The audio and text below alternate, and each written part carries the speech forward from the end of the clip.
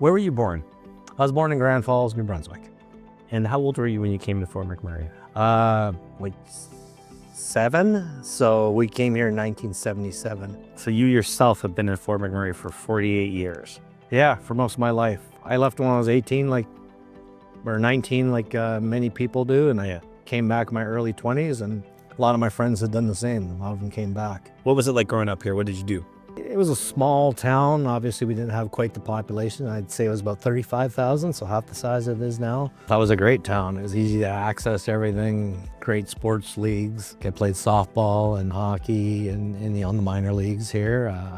As an adult, me and my friends have enjoyed a lot of the outdoor life, whether it's river boating or canoeing down the river or even kayaking down some of our smaller rivers.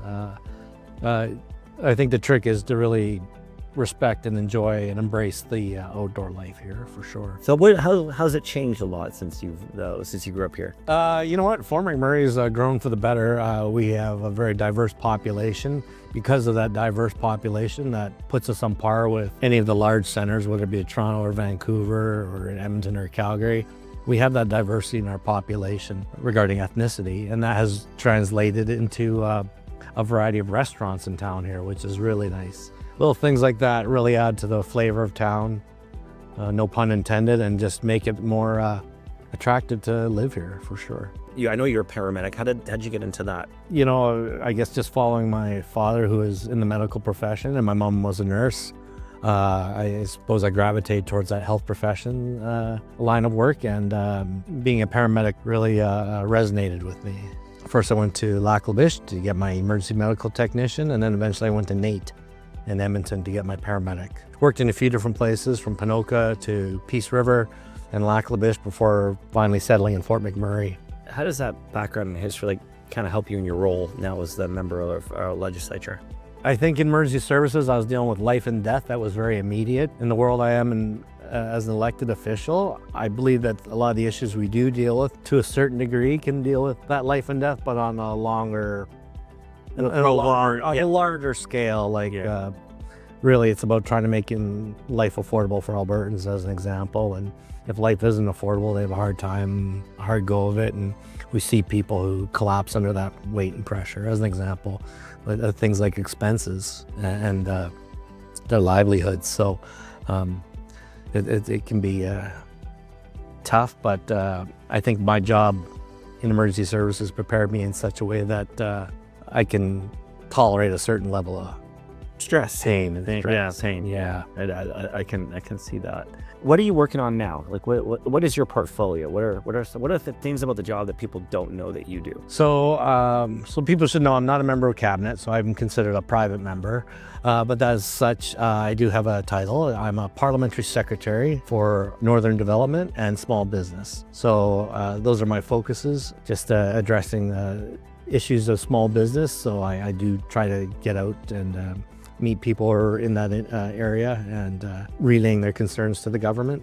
And same with the Northern Development File. So the Northern Development File, last year, I spent all summer touring around Northern Alberta with some government officials and just speaking to people and speaking to everyone from Métis communities to city councils to just having open houses with business people and others, and just learning about the different concerns they have about living in the north and the provincial supports that come with that. What are some of the challenges in the north?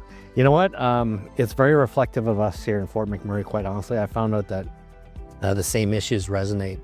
And bluntly put, here in the north, this is where a lot of the resource revenues come from that fund not only our province, but the nation. And we feel that we don't get recognized for that, nor do we receive an ample amount of the government support, is what the concerns are. So people are just asking for needed investments in things like roads, and are making sure that we have good infrastructure like cell phone coverage, cell phone towers, and internet.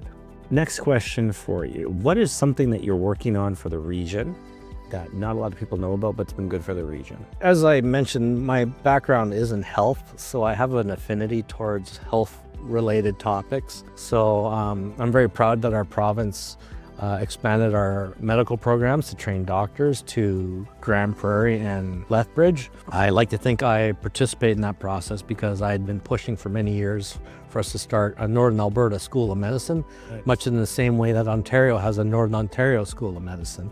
So that was always the model, and that's what I was always pushing.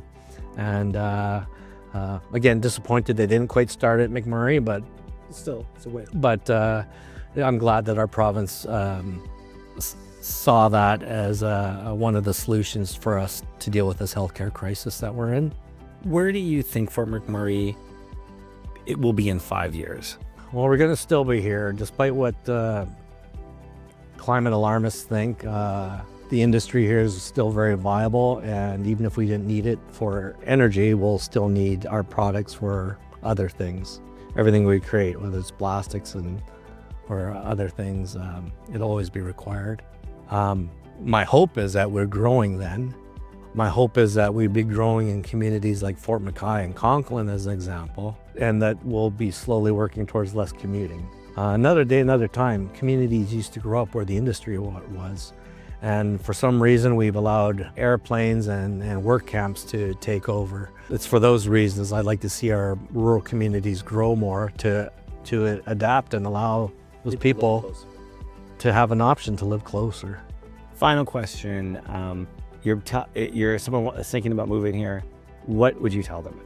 You know what? I'd say I hope you do it. I think you'll really enjoy it. It's a great opportunity to really expand on your life. So I know lots of people that have moved here and they found it very easy to make friends because everyone comes up here by themselves. So it's a very social community. And if they are willing to work hard and put in that time, they can do well financially, and that opens up even more doors for them.